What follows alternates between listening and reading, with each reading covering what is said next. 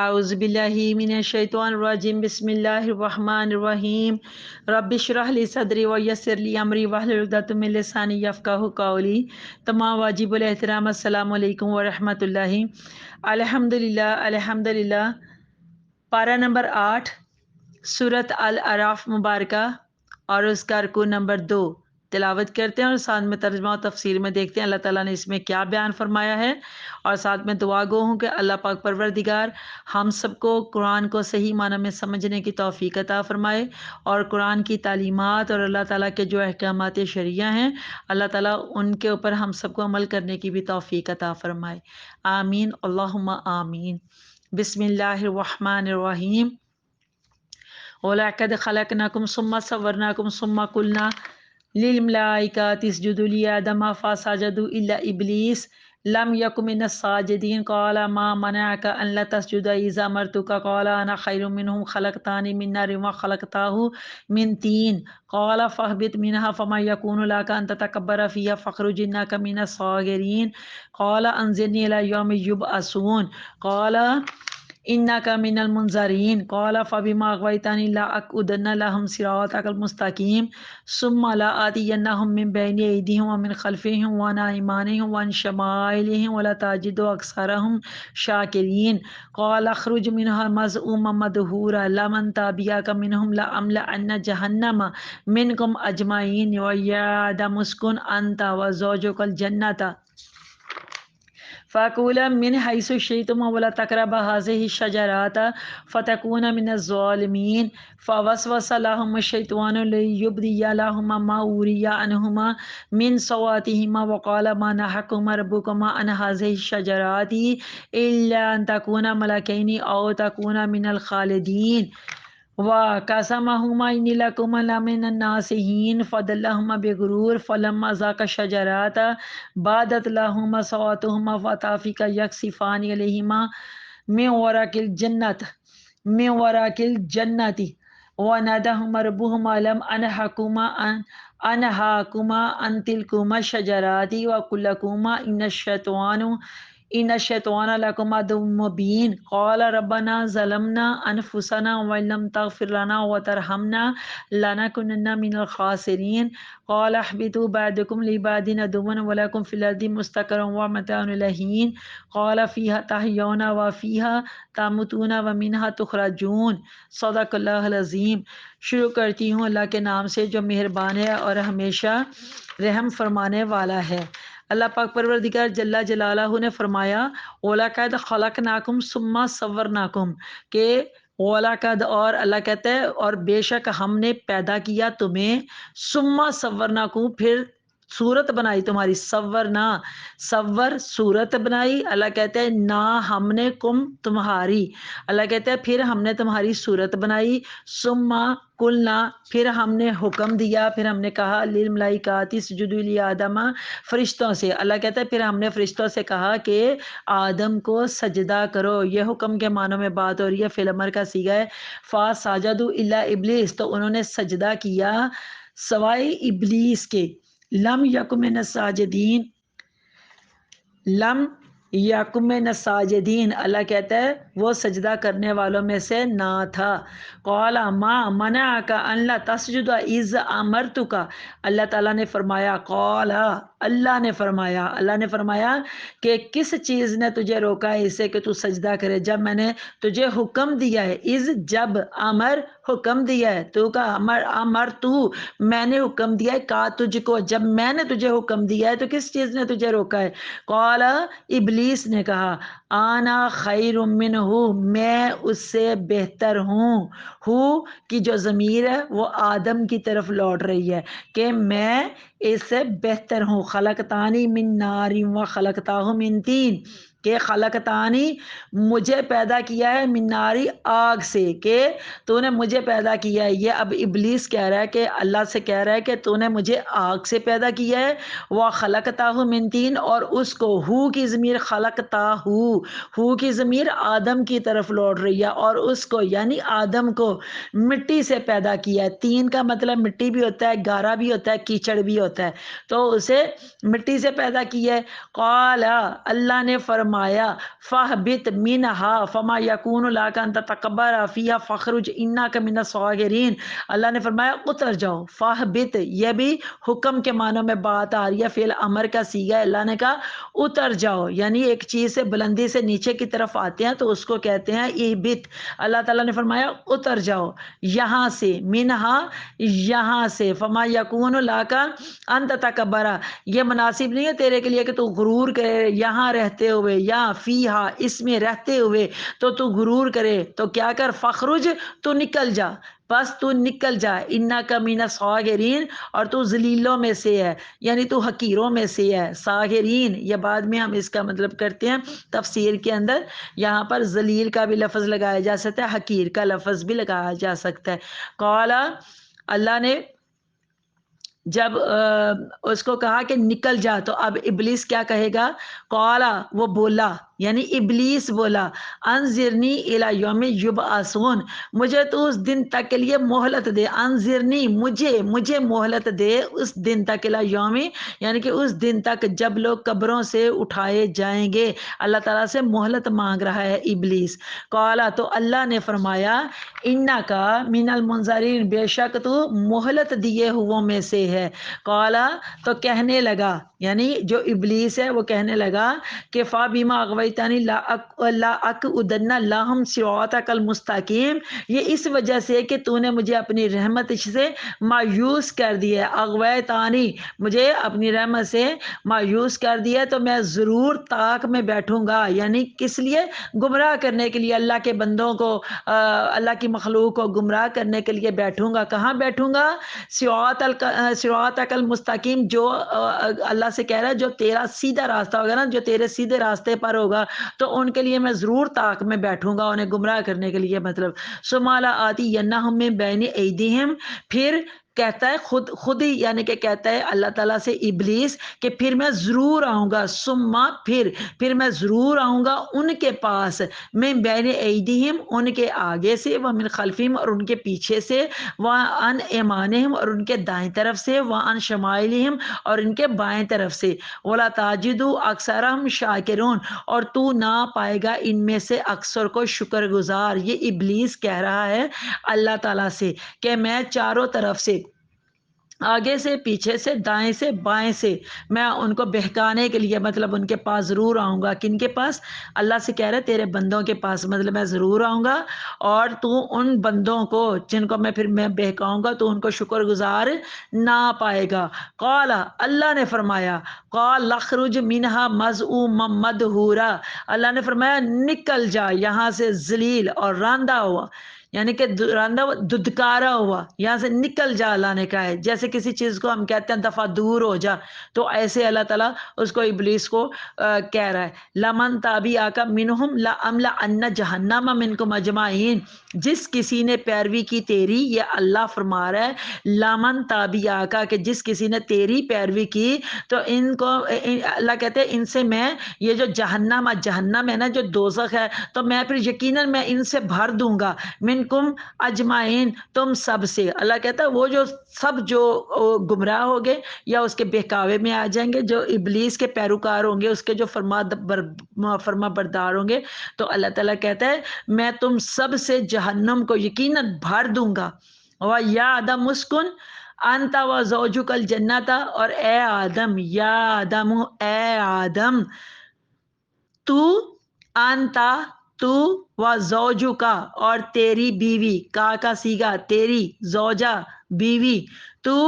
اور تو تیری بیوی یعنی تم اور تمہاری بیوی جنت میں رہو، سبحان اللہ، فَكُلَا مِنْ حَيْثُ شِئْتُمَا، اور کھاؤ جہاں سے چاہو، وَلَا تَقْرَبَا هَٰذِهِ الشَّجَرَةَ فَتَكُونَا مِنَ الظَّالِمِينَ، اور مت نزدیک جانا، تقربا، یہ تقربا یا یہ تثنیہ کا صیغہ ہے، دو لوگوں سے اللہ تعالیٰ کہہ رہا ہے کہ اس کے قریب نہ جانا، ظاہر ہے جو دو لوگ ہیں جن کو اللہ کہہ رہا ہے وہ آدم اور حوا ہیں، ٹھیک ہے، اور اللہ کہتا ہے کہ اس جو حاض ہی شجرات، اس درخت کے، حاض ہی کا یہ جو سیغہ ہے اسم اشارہ قریب کا سیغہ ہے، تو درخت کی طرف اللہ تعالیٰ نے اشارہ کر کے بتایا، لیکن درخت کا نام نہیں بتایا۔ اکثر لوگ نام لیتے رہتے ہیں لیکن وہ صرف علماء کرام اپنی علم کی روشنی میں بتاتے ہیں، لیکن اللہ تعالیٰ نے یہاں درخت کا نام نہیں بتایا۔ اللہ نے فرمایا ہے کہ وہ جو خاص وہ جو درخت ہے نا، اس درخت کے تم لوگ نزدیک مت جانا، فتکون من الظالمین، ورنہ تم دونوں اپنا نقصان کرنے والوں میں سے ہو جاؤ گے۔ یہ ظالمین ظالم لوگ، ایسے ظالم لوگ جو اپنا خسارہ خود ہی کرتے ہیں، اپنا خود ہی نقصان اٹھانے والے ہوتے ہیں۔ تو اللہ تعالیٰ فرماتا ہے تم نقصان کرنے والوں میں سے ہو جاؤ گے۔ فوسوس لہم الشیطان لیبدی لہما، اللہ کہتے ہیں پھر وسوسہ ڈالا ان کے دلوں میں شیطان نے، لاہما ہما یعنی کہ ان دونوں کے، آدم کے اور حوا کے، ان دونوں کے ان کے دلوں میں شیطان نے کیا کیا؟ شیطان نے وسوسہ یعنی کہ وسوسہ ڈالا، ان کو بہکایا تاکہ لی یبدی لہما ان کو بے پردہ کر دے، ما اوریانہما من سواتہما ان کے لیے جو ڈھانپا گیا تھا ان کی شرم گاہوں سے، یعنی کہ اس چیز سے ان کو بے پردہ کر دے۔ وقالا ما نہکما ربکما عن ہذہ الشجرۃ، اور انہیں کہا یعنی آدم اور حوا کو شیطان نے کہا، انہیں کہا کہ منع کیا تمہیں تمہارے رب نے اس لیے کہ اس درخت سے، یعنی کہ اس بات کے علاوہ اور کوئی بات نہیں ہے، اس لیے رب نے تمہیں منع کیا ہے کہ الا ان تکونا ملائکین، کہ کہیں تم فرشتوں میں سے نہ بن جاؤ، مگر یعنی الا مگر، ان تکونا صرف اس لیے کہ کہیں نہ تم بن جاؤ ملائکین فرشتوں میں سے، او تکونا من الخالدین یا کہیں تم ہمیشہ زندہ رہنے والوں میں سے نہ ہو جاؤ۔ قاسمہما انی لکما لمن الصالحین، اور قسم اٹھائی ان کے سامنے یعنی ابلیس نے ان کے سامنے یعنی آدم اور حوا کے سامنے قسم اٹھائی، جیسے اللہ کی قسم اٹھاتے ہیں، اللہ کی قسمیں اس طرح سے بات کرتے ہیں نا، ایسے ابلیس نے قسم اٹھائی ان کے سامنے کہ میں تم دونوں کا خیر خواہ ہوں۔ فَأَضَلَّهُمَا بِغُرُورٍ، پس شیطان نے نیچے گرا دیا ان کو دھوکے سے، غرور دھوکے کو، غرور فریب کو، یعنی کہ فریب سے، دھوکے سے انہیں نیچے گرا دیا۔ فَلَمَّا ذَاقَا الشَّجَرَةَ بَدَتْ لَهُمَا سَوْآتُهُمَا، پھر جب دونوں نے چکھ لیا، ذائقہ جیسے ذائقہ ہوتا ہے نا، ذائقہ بھی تو چکھ کے ہم بتاتے ہیں نا، تو یہاں پر دونوں نے جب چکھ لیا شجرہ یعنی درخت سے، جو بھی اس کے اوپر پھل پھول لگا ہوا تھا، تو وہ جو جب چکھ لیا تو ظاہر ہو گئی ان پر ان کی شرم گاہیں۔ وَطَافِقَ يَخْصِفَانِ لَهُمَا مِن وَرَقِ الْجَنَّةِ، تو اور چپٹانے لگ گئے وہ اپنے وہ درختوں کے جو پتے تھے نا، بڑے بڑے پتے اور اس طرح کی جو چیزیں تھیں، ان سے وہ اپنی شرمگاہوں کو چھپانے لگ پڑے، یعنی آدم اور حوا۔ تو یہی بات اللہ تعالیٰ یہاں بتا رہا ہے کہ وہ اپنے بدن کے اوپر، اپنے جسم کے اوپر نا وہ چپٹانے لگ گئے جنت کے پتے، وراکل جنہ یعنی کہ جنت کے جو پتے ہیں نا ان سے اپنے جسموں کو ڈھانپنے لگے۔ وَنَادَاهُمَا رَبُّهُمَا أَلَمْ أَنْهَاكُمَا عَنْ تِلْكُمَا، اور ندا دی، ناداہما اور ندا دی انہیں ان کے رب نے، ربُّهُمَا ان کا رب ان کا پروردگار، اس نے یعنی رب نے انہیں ندا دی، انہیں پکارا کہ الم انہاکما ان تلکما، کیا میں نے تمہیں منع نہیں کیا تھا اس درخت سے، اس درخت سے میں نے تمہیں روکا نہیں تھا؟ وَأَقُلْ لَكُمَا إِنَّ الشَّيْطَانَ لَكُمْ عَدُوٌّ مُبِينٌ، اور کیا نہ فرمایا میں نے تمہیں کہ بلا شبہ یہ جو شیطان ہے یہ تمہارا کھلا ہوا دشمن ہے، یعنی کہ اللہ تعالیٰ کہہ رہا ہے کہ یعنی اللہ تعالیٰ نے فرمایا کہ میں نے تمہیں اس درخت سے منع کیا تھا، اور میں نے تمہیں یہ بھی بتایا تھا کہ یہ جو شیطان ہے یہ تمہارا کھلا ہوا دشمن ہے۔ قال ربنا ظلمنا انفسنا، تو پھر اللہ تعالیٰ نے دونوں نے یعنی کہ اللہ تعالیٰ نے ان کو جو الفاظ سکھائے تھے توبہ کرنے کے یا اللہ تعالیٰ سے دعا کر کے معافی مانگنے کے، تو انہوں نے ایسے مانگا کہ قال، دونوں نے عرض کی، دونوں نے کہا ربنا ظلمنا انفسنا، اے ہمارے پروردگار ہم نے ظلم کیا اپنے نفسوں پر، اپنی جانوں پر، وَإِن لَّمْ تَغْفِرْ لَنَا، اور اگر تو نہ بخشش فرمائے، وَتَرْحَمْنَا، اور تو نہ رحم فرمائے، وَتَرْحَمْنَا، اور نہ رحم فرمائے ہم پر، لَنَكُونَنَّ مِنَ الْخَاسِرِينَ، تو یقیناً ہم نقصان اٹھانے والوں میں سے ہو جائیں گے۔ قَالَ اهْبِطُوا بَعْضُكُمْ لِبَعْضٍ عَدُوٌّ، تو اللہ تعالیٰ نے فرمایا نیچے اتر جاؤ، اہبطوا نیچے اتر جاؤ، تم ایک دوسرے کے دشمن ہوں گے، وَلَكُمْ فِي الْأَرْضِ مُسْتَقَرٌّ وَمَتَاعٌ إِلَىٰ حِینٍ، اور تمہارے لیے زمین میں ٹھکانہ ہے اور ایک مقررہ وقت تک اللہ کہتے ہیں اس میں پھر تم نے نفع اٹھانا ہے. قال فیہا تحیون، اور اللہ تعالیٰ نے یہ بھی فرمایا کہ فیہا تحیون، اسی زمین میں تم زندہ رہو گے، و فیہا تموتون، اور اسی میں تم مرو گے، و منہا تخرجون، اور اسی سے پھر تم اٹھائے جاؤ گے یا تم نکالے جاؤ گے. یعنی کہ جب قبروں میں سے نکالا جائے گا یا اٹھایا جائے گا تو یہ اس بات کو اللہ کہتا ہے اور اسی سے تم اٹھائے جاؤ گے. صدق اللہ العظیم. تمام واجب الاحترام الحمدللہ پارہ نمبر 8 سورۃ الاعراف مبارکہ کا سورۃ الاعراف مبارکہ کا رکوع نمبر 2 کی آیت 11 سے پہلے اللہ تعالیٰ نے ان احسانات کا ذکر فرمایا جن سے ہماری زندگی وابستہ تھی. اب ہمیں اپنی تخلیق یعنی ابو البشر آدم علیہ السلام کی جو تخلیق ہے اور اپنی نوازشات کی طرف اللہ تعالیٰ نے متوجہ کیا ہے کہ ہم نے تمہیں پیدا فرمایا، پھر تمہیں دل فریب صورت بخشی، اور پھر ہم نے فرشتوں کو سجدے کا حکم دیا. عزیزان من، ہم تھوڑا سائنس کی طرف بھی آتے ہیں کہ سائنس نے اپنی ریسرچ میں کیا بولا، جس میں سر فہرست نام ڈاروین کا آتا ہے اور اس کے پیروکاروں کا آتا ہے جو اس کے فالورز تھے. انہوں نے زندگی کے ارتقاء کا نظریہ پیش کیا اور کہا کہ اس سلسلہ ارتقاء کی انسان آخری کڑی ہے. دوسرے الفاظ میں ان کا مطلب یہ ہے کہ انسان ایک ترقی یافتہ حیوان ہے. حیوان ظاہر جانور کو کہتے ہیں، تو اس میں اپنا کوئی ذاتی شرف نہیں ہے انسان کے اندر. پھر اپنے اس نظریے کی حمایت میں انہوں نے دلیلوں کے ڈھیر لگائے اور انبار لگانے والے اس گروہ کو آج تک اس کی گرہ نہ کھول سکے کہ کس طرح ایک جانور یعنی جو حیوان ہوتا ہے وہ انسان بن گیا. اس بات کو وہ ثابت نہیں کر پائے. اس کے بارے سے انسان کی پیدائش کا جو اسلامی نظریہ ہے وہ اس سے بالکل ڈیفرنٹ ہے، بالکل مختلف ہے. قرآن کے نزدیک، اللہ کے اس پاک کلام کے نزدیک انسان ایک عظیم المرتبت اور جلیل القدر مخلوق ہے اور اس کا ظہور اللہ کے نائب یعنی خلیفہ کی حیثیت سے ہوا ہے، اور اس تخلیق کی قوتیں اور جو طاقتیں ہیں وہ بے اندازہ ہیں. سبحان اللہ. آیت نمبر 12 کے مطابق ابلیس کو صرف یاد یہ رہا کہ آدم علیہ السلام کی تخلیق مٹی سے ہوئی ہے اور اس کی اپنی جو تخلیق ہے وہ آگ سے ہوئی ہے، اور یہ وہ بھول گیا کہ پیدا کرنے والا آدم کو بھی اللہ کی ذات ہے اور خود اس کو ابلیس کو بھی پیدا کرنے والی اللہ کی ذات ہے. اور وہ یہ سمجھ بیٹھا کہ جو آگ ہے وہ مٹی سے افضل ہے، اس لیے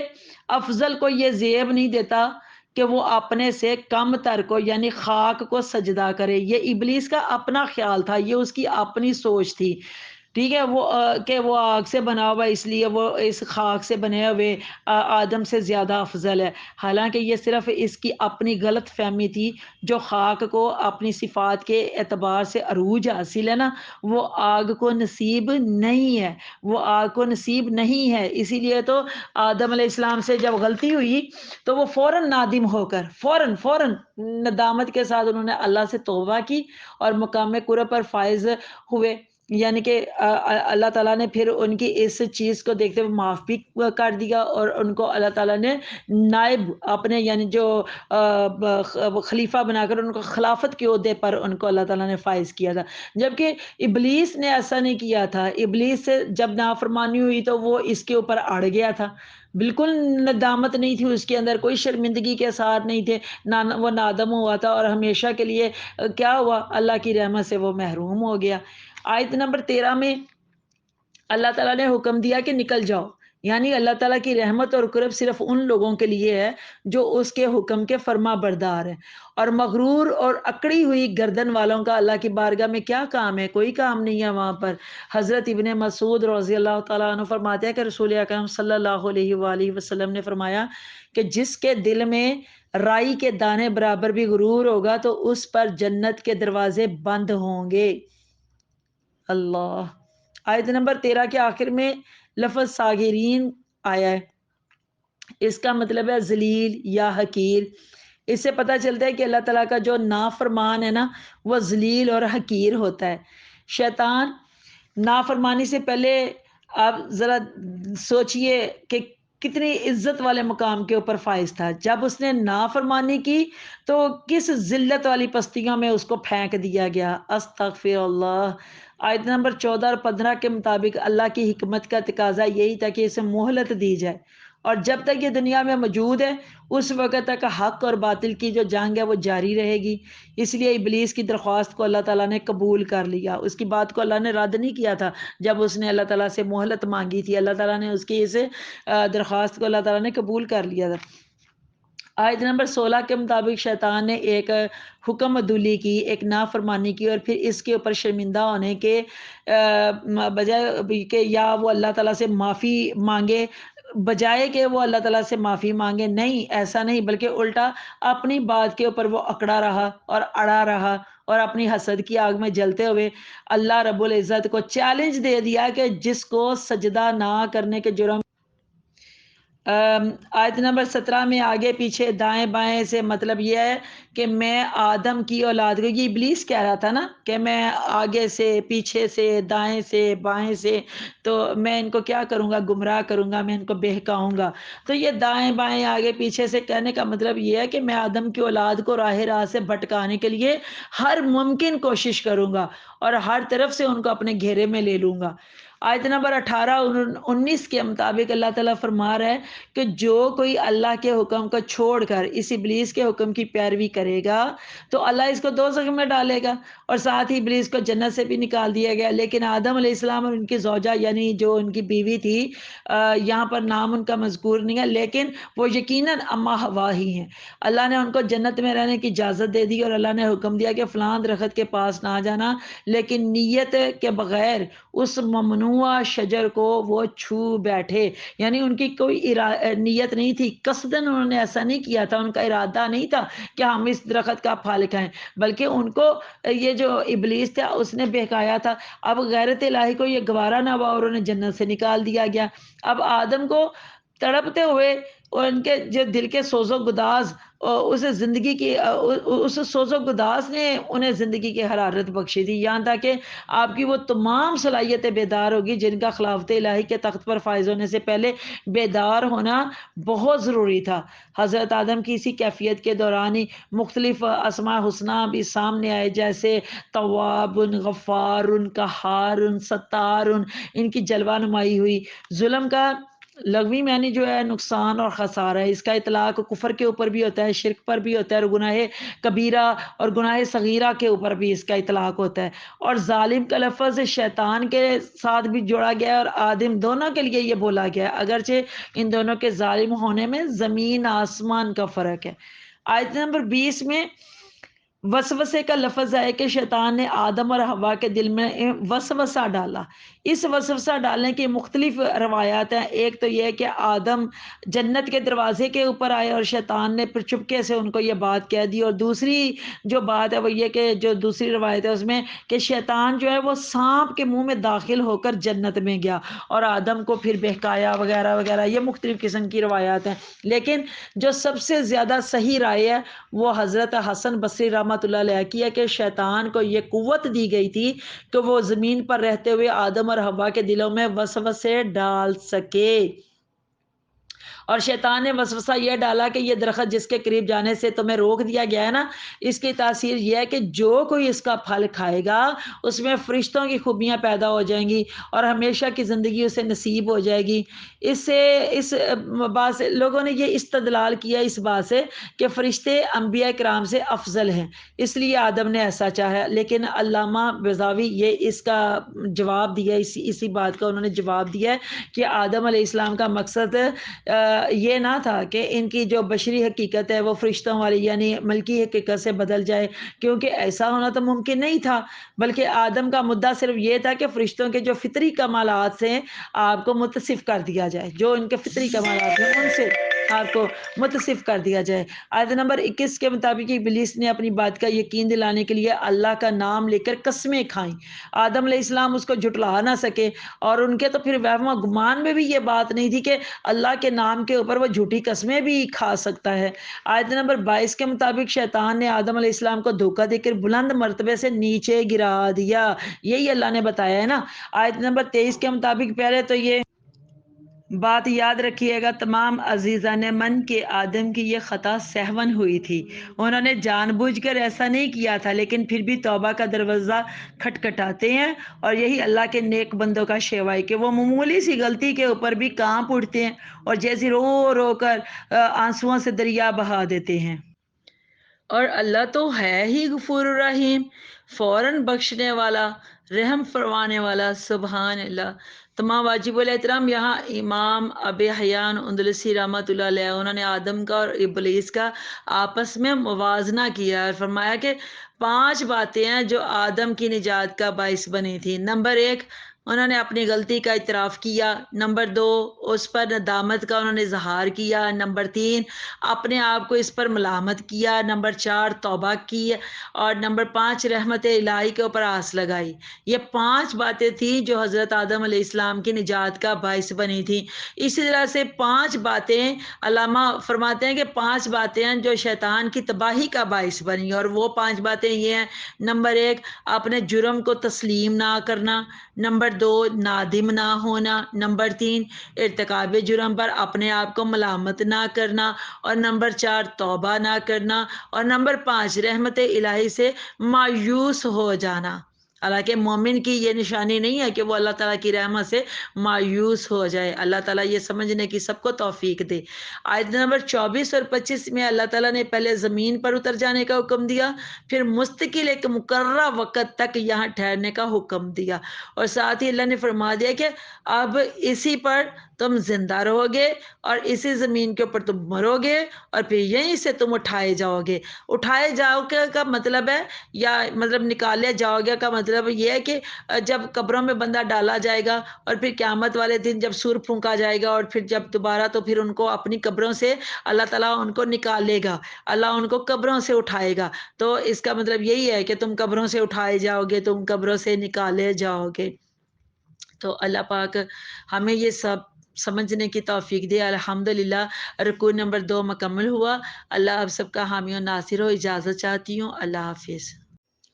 میرے عزیز بہن بھائیوں، آپ سب سے گزارش ہے کہ میرے چینل قرآن ہماری زندگی کو بطور صدقہ جاریہ سبسکرائب کیجئے، اور ہر لیکچر سننے کے بعد اپنے کمنٹس کے ذریعے میری حوصلہ افزائی ضرور کیا کریں۔ بیل آئیکن کو بھی ضرور پریس کر دیجئے تاکہ نیو لیکچرز کے نوٹیفیکیشنز آپ کو بر وقت ملتے رہیں۔ اللہ تعالیٰ آپ سب کو ایمان کی دولت سے مالا مال کرے اور قرآن کا صحیح فہم عطا فرمائے، آمین۔ جزاک اللہ خیرا کثیرا۔